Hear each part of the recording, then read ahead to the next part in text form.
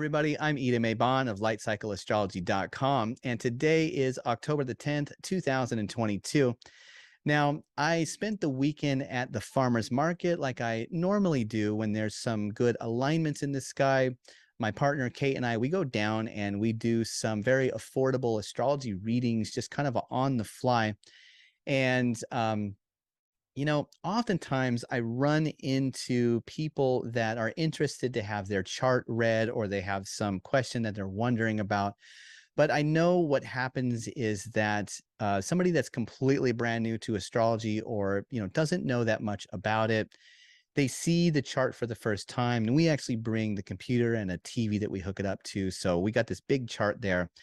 And I know that it can be very, very overwhelming if you've never seen your birth chart before.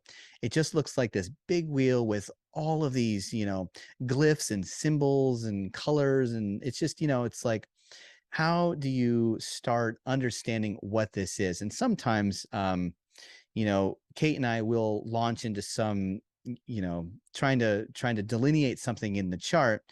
And people are so overwhelmed just by looking at the chart that they kind of get this feeling like, how am I supposed to remember anything you're saying right now? Because this is so overwhelming and foreign to me. So today's video is simply maybe a video that can give you some of the basic lay of the land, as it were, for a chart. I just wanted to go through the chart and give you very simple explanations of what you are looking at in terms of the overview of the symbols and how the chart works, how it moves, what the different things sort of represent. So that's what the goal of today's video is. I'm going to go ahead and pull up a chart here and we can just get an example. Now, I'm just using today's planetary alignments in the sky to use as an example chart. So this could be like, if you were born today, this would be your natal birth chart. But in any case, there's no difference between a transit chart and your birth chart. It's just that your natal birth chart is basically frozen in time because that represents you, because you were born at that particular moment. So that's the only difference between a natal chart and a transit chart, but they're going to look the same other than that. Now, first of all, we have all of these symbols that are kind of on this outside ring, and then there's like all of these lines in here in each one of these. So if you are just completely new to looking at astrology charts, there are going to be these 12 symbols on this outside ring. Sometimes, oops, that one didn't go well. Sometimes, people draw these charts differently, but more or less, it's always going to have this outside ring. It's going to have these 12 symbols. And now most of us know, or kind of could guess, that these are going to be the 12 zodiac signs. And this is just a matter of maybe at some point memorizing what these symbols are, in order to, just kind of look at this and go, okay, I know what that outside ring is talking about. It's talking about the 12 zodiac signs that basically are representing the entire year. Essentially, we have 12 months in the year. So each sign is going to represent 1/12 of the year. And as the sun travels through the zodiac, it's going to come back to, the same place it does at the beginning of the year. So for instance, we have the solstice happening right between Sagittarius and Capricorn. That's going to be the shortest day of the year if you live on the northern hemisphere. And then we get to the spring equinox that happens between the signs of Pisces and Aries.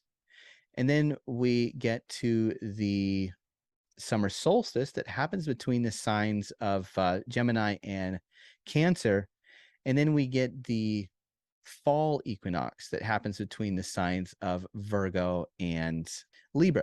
So these three signs between the fall equinox and the winter solstice, or the shortest day of the year, this is the fall season. So you get 12 signs, and we divide that up by 4, and you get 3 zodiacal signs within each season. We have 4 seasons. So we have essentially the spring here with that comprises the signs of Aries, Taurus, and Gemini. So those are your spring zodiacal signs. And then we have the summer, which is comprising the signs of Cancer, Leo, and Virgo. And then we get the fall or autumn season that comprises Libra, Scorpio, and Sagittarius. And then we get the winter season that comprises Capricorn, Aquarius, and Pisces. So those are essentially the zodiacal signs on the outside wheel. Kind of on this inner ring now, you've got all of these symbols like these guys and this guy. And so for instance, right here, this is the sun. And then we've got Mercury, and then we have the planet Venus, and then we have Pluto. That's the last planet in the solar system. We've got the planet Saturn, and we've got Neptune, the second to last planet in the system. We've got Jupiter, obviously the moon, and then we've got Uranus, and we have Mars. So these are all of the planets. So now the way that we typically interpret a chart is that we're going to say that the planets have archetypal characteristics. For instance, Mars is the war god.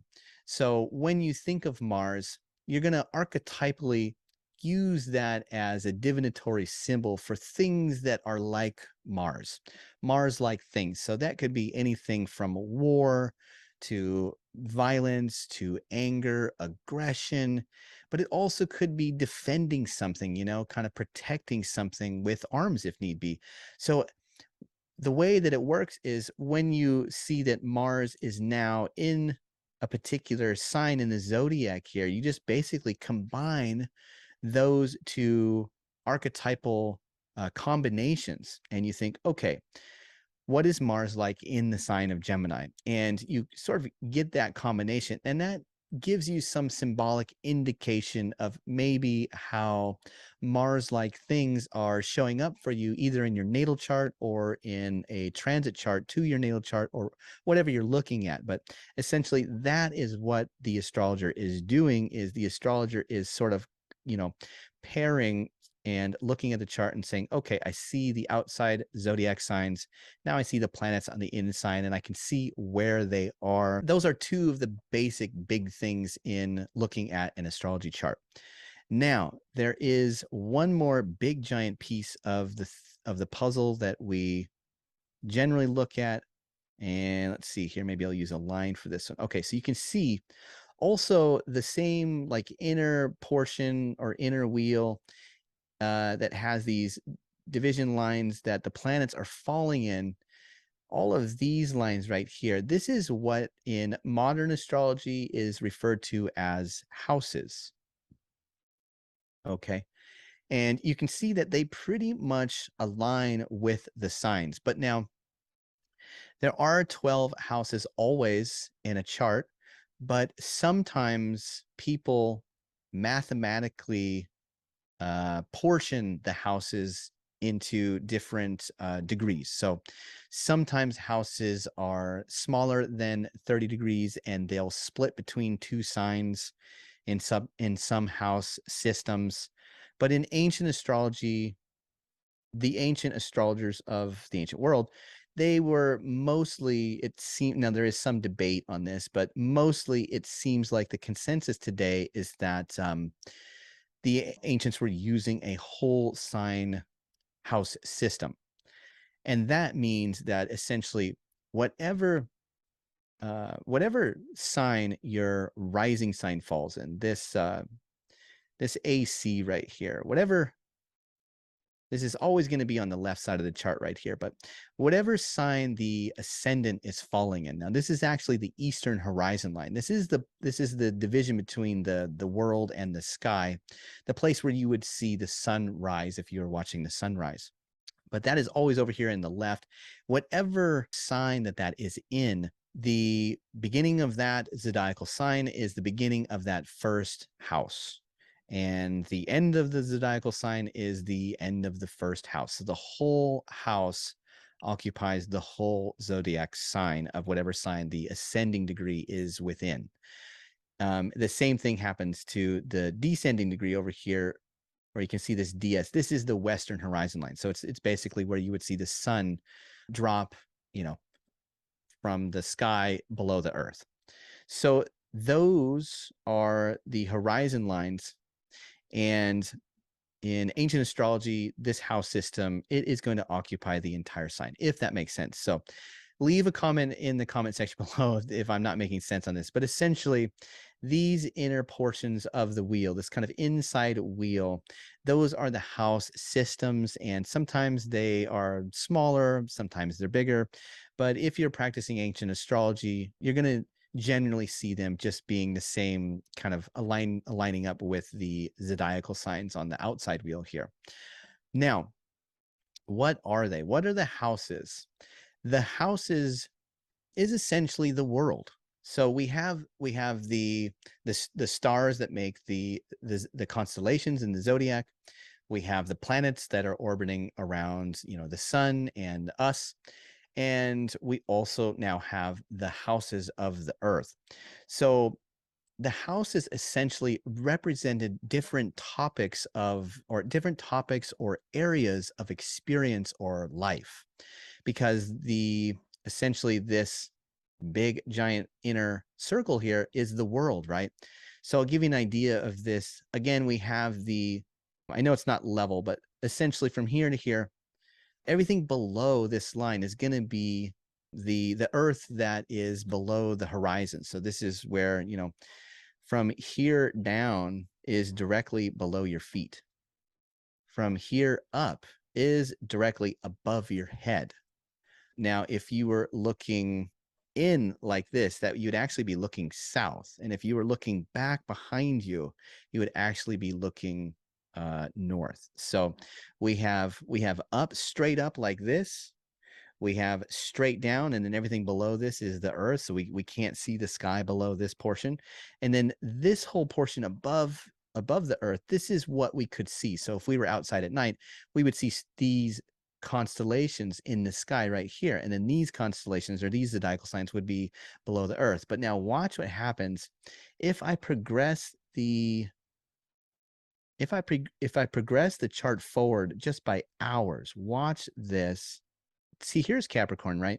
So Capricorn is just above the eastern horizon. Now, if I move the chart forward just by hours, every couple of hours, a new sign changes into that position, into that archon, if you will. So this is the way that the world turns. As the world turns, it shows us different constellations that are rising. Now, technically, it's not the constellations that are moving. Technically, those are all, you know, stationary. It's us that is spinning on the planet. But just for simplicity, you can imagine that the constellations are rising. Every couple of hours, we get another constellation rising. And every 24 hours, watch, it'll come back to Capricorn. So right now, it's just on this time. This is just an example time. We got 1:43 p.m. October the 11th. So, but if I keep going forward here with Aquarius, Pisces, Aries, Taurus, Gemini, Cancer, Leo, we're just going around the zodiac here. Libra, Scorpio, Sag, and now we're back to Capricorn. So that's been one rotation. And so within one rotation, we've seen the whole 12 signs kind of come above the horizon, go overhead, and then set, just like we do the sun and the moon. We see the sun setting, or excuse me, rising, going overhead, and then setting. So this is how the chart moves, and the houses, this inside wheel here that has the planets, even though I'm saying that it's the earth, and it's like, why are the planets in the earth portion of the chart? It's just, imagine these lines as being the different divisions of the world. And these are not obviously literal divisions of the world like countries or anything like that. You guys probably already know that. I probably don't need to say that, but essentially the houses are symbolic experiences or different topics of life and experience that we all go through. These are just archetypal, universal experiences that we'll all go through. Like we're all born, we all have a birth experience. We all have a body. We all have a body experience. Well, that experience is archetypally signified by this first house right here. And you can see there's a little one right there. So this is the first house is going to represent you. It's just only your body, only your mind, your personality, your character, who you are, your health, your appearance. That is going to be the first house. So that's the only part of the chart that speaks about you as just everything you. It doesn't have anything to do with your sister or your mom or how you make money. It's just you, just your body, just your personality. Those are things that the first house represents. The other 11 houses are going to represent things that are experiences that you might have as an incarnate soul in a human body living on the earth. But that's where we get these different divisions. And I won't go into how the meanings got ascribed to these particular houses in this video because it's just way too much to go into. But suffice it to say that that is the general idea, is that, for instance, just real quick here, this second house, this is going to be the house that generally represents money and finance. It's could represent skills and acquisitions of skills, like getting better at something that can provide you some means of supporting yourself or acquiring resources. The third house is associated with the everyday sort of rituals or routines. It also has a deep connection to relatives and siblings and mental kind of activity, and even a like a like a priestly experience, or like a church kind of experience. Again, there are deep philosophical meanings to all of these different houses. Why do they mean these things? That it's just too much to go into in this video, but you can sort of get a sense of we're just going around the wheel, and all of these places, if you put all of the houses together, you're going to end up with pretty much being able to come up with questions and saying, okay, well, how am I supposed to make money according to my birth chart? Well, we're going to look at this house. We're going to look at the second house, maybe the sixth, maybe the 10th, maybe the 11th. These might be ways, that are speaking to you, money in your natal chart, the type of karma, how you could make money according to the karma that you're born with, as represented by the natal indicators. So, and then if we just keep going around, I'll give you some of the other broad house topics, just so you get a sense of this. We have the fourth house. This house is directly below you, so this usually represented some connection to home, family, roots, father, property, things like that, ancestral legacy. We have the fifth house, which had a connection to children, had a connection to pleasure and romance and creativity, also indulgence or just having a good time. We had the sixth house, which has a connection to things that are difficult. Now, in astrology, we don't just think about things that are easy. We want to see how difficult things that we could experience in our lifetime could also be signified or delineated through the chart. So it's necessary that we have places that represent the difficult or hard or painful or dangerous things that could happen to us in life, as well as good things. The sixth house is one of those houses that typically is going to be talking about challenges or frustrations or sickness or disease or strife or conflict or war or slavery, any number of things that are typically challenging experiences within life. Then we also have the seventh house here. A lot of people know that this has to do with relationships. This is opposite to the first house. Remember, the first house was the house of you. Well, imagine if you're you, and if there's something directly in front of you, a lot of times that can signify other people. So we get this general signification of other people, but because it's a house that also sets in the West, it has an association with finality, sometimes death, but it also has association with relationships, marriage, sex, business partnerships, friends, important social interactions, and stuff like that. We have the eighth house, which has this interesting connection with inheritance, shared resources, becoming weak or frail, kind of things karmatically maybe getting rebalanced. Either we have to pay a bill, or we are receiving payment from somebody that owes us money, or maybe we're getting sick. There is this darker, it's one of those more difficult houses, the eighth house. And we have the ninth house, which is called the place of God.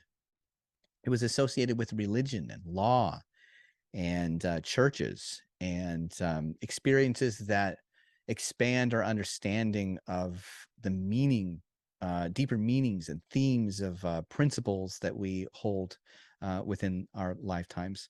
You have the 10th house because it was directly overhead. It was considered a very powerful house that is right above your head and signifying the highest point that the sun could travel during the day, on the day that you were born.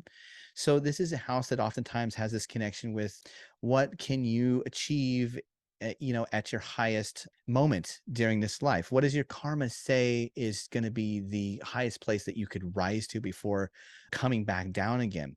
So that has a connotation with career, climbing the ladder, goals, or successes or achievement, or sometimes just generally how you're active out in the world and being public, a reputation. The 11th house was a house that was, the 11th house was a place that was rising up to the 10th house. So it has this connotation with friends and supporters and allies and benefactors and people that want to help you get to where you're trying to make it to. And last but not least, we have this 12th house that is considered a bad house, a house of hospitals or isolations or sickness or loss, suffering, slavery, some more of the more difficult themes in life. Okay, so now we've got the houses on the inside. We have the signs on the outside. We also have the planets running through not only the signs, but you can see that now they're running through this house system. But why do we need that house system? Well, the house system, again, it represents different experiences that we are likely to go through at some point. And it hones in that this archetypal combination, this Mars in Gemini archetype, is going to be experienced potentially through the karma of children, because the fifth house is related to children. Maybe you have a Marsy Gemini kind of a child that speaks really quickly. Maybe he's a sports fanatic. Maybe he's very independent or independently thinking, probably very clever, maybe a fast reader, fast walker, fast talker. All of these different combinations of Mars and Gemini put together, but specifically seen or experienced through fifth house topics because it's falling in the fifth house here. Now, if you were to, just as an example, let's get rid of the circles. And what if we move the chart forward? And let's say now that we have Mars in Gemini in the fourth house. So I'll put the circles back, but now imagine that you have this same kind of Mars in Gemini theme, right? Mars being the war god, Gemini being ruled by Mercury, a god of quick-witted decisions and speaking. So you still have this very quick-witted, potentially sometimes angry or independent, or maybe even just dangerous or risk-taking kind of a energy, but now it's running through the topics of your fourth house. So could this instead be a father kind of figure, or somebody in the home, or even it could describe the character of the home, where maybe your home is more like you're a truck driver and you don't have like that permanent established home. Like Gemini being in the fourth house could represent something that is traveling back and forth or is not exactly permanent. Mars may represent some kind of danger or excitement or speed or something like that. So you could make delineations based on these three things. You're going to essentially take the planet on the inside here through this sign and get some kind of combination of archetype. And then you're going to plug that into a specific topic or experience that is being described by the house system. And that's what makes it personal. So essentially, now you have the full, complete picture of what you're looking at for an astrology chart, a little bit how the chart moves through time, or at least from one day to the next. And you also have an understanding that the house systems are what make it personal, what bring it home to your specific life, if this is your birth chart or what have you. So that is really what we are doing when we go to an astrologer. They're kind of looking at all of these things and putting them together. Now, one last thing that you may hear being talked about in an astrology reading, astrologers will take a look at planets that make alignments to each other. This is the aspect doctrine that people talk about. So that's a little more in depth, again, than we want to probably go into in this video, but just so you have a general sense of what is happening if you get an astrology reading or you're watching some astrology content and people are talking about these things. Now, I think that this gives you a general sense of, what you're looking at. If you've never seen the chart before, you kind of have a lay of the land. You kind of know a little bit about what the symbols are speaking to or representing, a little bit how the chart moves and how it works. Please leave your comments in the comment section below if you're wondering, you're confused about something I've said, and I'll be happy to clarify that for you. But I hope this video has helped, and please like, share, and subscribe, and come back for more astrology content, because generally a lot of people just learn by watching astrologers talk about astrology. It's just something that over time you kind of get familiar with. You get familiar with the jargon and what they're doing, and it starts to make sense. But I know at first it's very overwhelming, and I don't want that to kind of frighten you away from learning something that is an incredibly powerful and useful thing to know about. Very deep spiritual connections you can gain from studying astrology, very deep philosophical principles that help you gain wisdom on how to navigate your life. Anyway, thanks for watching, everybody, and let me know how you liked the video, and I'll be back soon for some more astrology transits and content. And take care, and I'll see you soon. Bye.